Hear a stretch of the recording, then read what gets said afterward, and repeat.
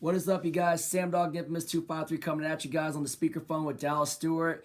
Just got back home from Seattle. Dallas, how you doing?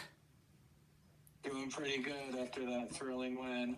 Yeah, that was definitely a big time thrilling win, man. And oh man, that was tough, frustrating for the most part, man. But whew, I'll tell you what, that was the best first quarter that I've seen us play in a long time, though. It's just too bad we couldn't get anything going until the fourth quarter again to put up 17 points in the first quarter, man. I mean, after getting that three and out, and then we drive it downfield.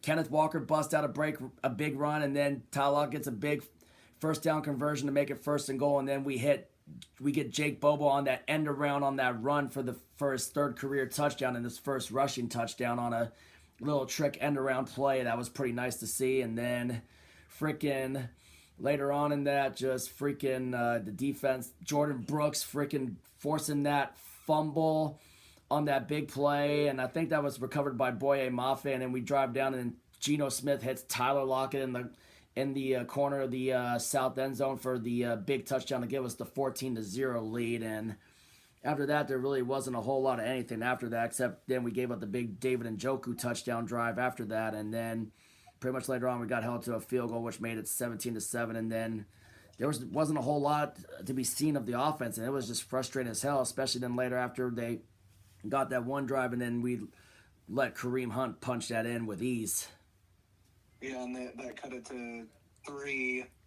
And then it looked like we were going to get points right before half, and then Geno threw an interception. Yeah, well, I don't get why he thought that there was going to be that he was going to get him for 12 men on the field, and the rest didn't even throw the flag on that one too. But just a dumb throw. He really should have just thrown it away. The defense. I mean, we know why Cleveland's defense has been good and causing trouble in the NFL, man. That was a pretty tough one of our toughest tests right there, was taking on that defense. And yeah, frustrating day seeing Geno with those 2 interceptions. And man, just where else can I go off there? Tariq Woolen had a big interception too prior to that too, which was huge because there was a big red zone interception and definitely took some major points off of the board for Cleveland. Yeah, I did. Yeah, and David Njoku tried to strip him on that one, but Tariq Woolen was already down on the play, so... And he touched him down by contact. Oh, yeah. Which ended the play right there. Yeah, but then we went 3 and out, and then... Whew, yeah, just frustrating all the way through for the rest of that game, and just... Cleveland throughout most of that game was also killing us on screen passes.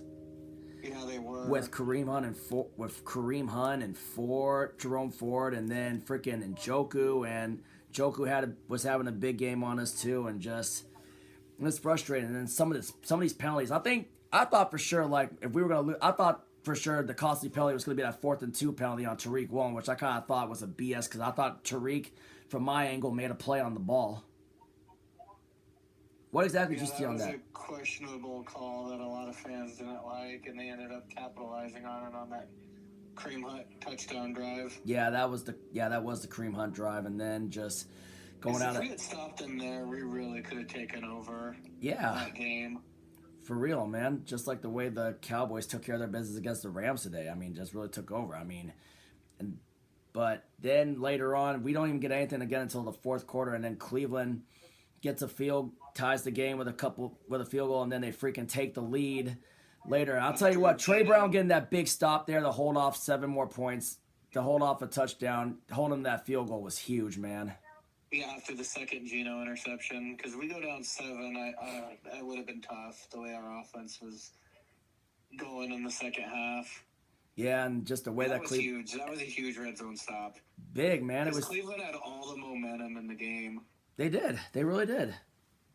And then, I'll tell you what, man. I don't know what the heck Kevin Stefanski. They go on that drive, and then we get another crazy Tariq Woolen face mask play, or illegal hands to the face penalty, man. That freaking wiped off a big play for us. And then they freaking end up going downfield, and then it's 3rd down. And I'll tell you what. I don't know what the hell Kevin Stefanski was thinking calling that timeout with 2 minutes and 4 seconds left in the fourth quarter, and then to run that freaking pass play. And then I'll tell you what, on that pass play, Jamal Adams comes in on a safety blitz, tips the ball up, and Julian Love comes up with the big interception. That, to me, was the play of the game. It was just crazy because just how bad the offense was struggling. I couldn't even get hyped I mean, granted, it was big. I was relieved, like, oh my God, that's a big interception. I couldn't quite get hyped and crazy for it, but because we knew the offense didn't have to do something big with it, you know? It was hard to get took hyped. advantage of it. I was like, oh man, are they gonna have to settle for a field goal? Are we going to overtime? Yeah, and then But no. yeah, and then I think Charbonnet had a couple of big runs on that drive too. Granted, how frustrated it was getting knocked out of field goal range that one time prior before that. In the end zone. Yeah, we go downfield and then frickin' Gino redeems himself, and DK Metcalf had a big block on that play where Jackson Smith and Jigba got the game-winning touchdown. Yeah. Yeah, so DK Metcalf, that was a great block, but he even had a great catch on that drive after the interception by Julian Love, where he just reached out. I thought that ball was going to get by him. I could not believe DK brought that in.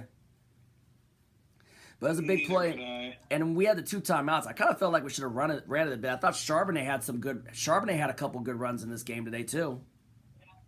Yeah, that was a clutch game-winning drive by Gino. He definitely redeemed himself for those 2 costly interceptions. Big time. And then defense comes in. Darrell Taylor gets a big sack on 3rd down to make it 4th and 19, and P.J. Walker did his best to heave it downfield in Tariq Woolen territory, but wasn't even close. Ball hits incomplete. We're able to knee on it and win the game. But, oh, man, I'll tell you what.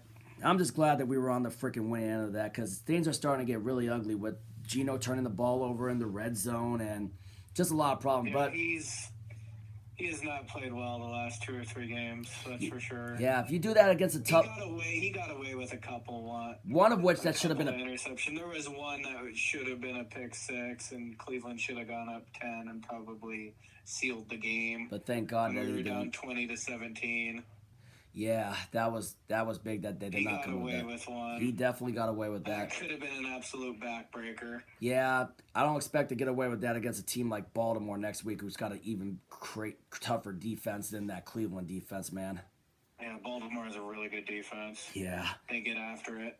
And there's a reason that this Cleveland team is one of the best defenses in the NFL. They've really gotten after, especially the way they got after Purdy. I mean, we beat the team that was the first team to beat San Francisco this year. Yeah. We freaking beat the first team to beat Frisco this year. And that game could have freaking gone any other way, man, just with how bad that we played on offense. But to come up huge after that interception, my game ball today goes to Jamal Adams and Julian Love for that big 3rd down play before the 2-minute warning, where Jamal just on the safety blitz was able to bat it up, and Julian Love coming up with that big interception at midfield. Because if they would have had the punt, that defense, with the way our offense was playing, just to get it at midfield like that, who knows what could have happened on that? You know, I mean, it could have. Yeah, we could have started off like at the 20 at the best. Yeah. If they had punted it into the end zone. But instead of that, we get a big interception on 3rd down, and it puts us at midfield, and it gave us the chance to win the game. We took advantage of great field position. And we managed to clock well, and then we were able to. Yeah, I thought we managed the clock really well on that last drive. I remember thinking, okay, just get in the field goal range, and we can't get in the end zone with how struggling our red zone offense was. And then sure enough, we take major advantage, and we drive downfield, and we're able to punch it in for the win. Yep, 3 for 5 in the red zone, so improvement there. Scoring those first 2 touchdowns were huge, and then the offense kind of went asleep after that. Yeah. It really looked like we were going to blow them out the first quarter. Yeah, 14-0, I'm like, man, we're gonna run away with it. But yeah. Cleveland responded. And they did. With that long Njoku drive. Yeah, and P.J. Walker had some good big screen passes, and then found Njoku, and Njoku did the rest. Yeah, I will say this though. Over the guy. Yeah. Cleveland though. Yeah, Cleveland got back into that game on that drive. Yeah, Cleveland, I'll tell you what, man, there's a reason why I wasn't sleeping on the Cleveland Browns, you know. Was not taking it lightly with them. This was a tough game for us. It was a very tough game, but I'll tell you what, I'm just glad we're on the winning end of this, and glad that they proved us wrong on that when we knocked on the wood on that. But Cleveland's a hell of a team. Cleveland's a hell of a team, man. And then the crazy part is San Francisco lost to Cincinnati, so technically we're in first place, but I don't think we're going to take advantage of their bye week going in, since we have to play a team like Baltimore next week. Yeah, we got our work cut out for us next week, but yeah, Man, San Francisco is really, the wheels have really come off for San Francisco right now. Yeah. That's a bad way for them to go into the bye week. Yeah, but they really look like they need the 3 rest. weeks ago, they looked like the best team in the league. They did. Ever since that Cowboys Sunday night game where they destroyed them, they have not been the same team. Yeah. But I don't think they had Debo again today. No, they didn't. They didn't. But man, I expect them to turn this thing around. After their bye week, yeah. Other than that, though, Seahawks get the win, 24-20 over a tough Cleveland Browns team. Hell of a game by them, man, and hell of a way of resilience to respond with that after that interception to go down and get the game-winning touchdown. Like I said, my game ball goes to Julian Love and Jamal Adams for that big play to force that interception at midfield. And, yep, got it done. Won it 24-20. And, you know, I'm just glad we won the game. Anyway, catch y'all later. I'm going to get ready to hop in the shower. If you ain't with it, you ain't infamous. And as always, go Seahawks. One in the throwbacks, baby.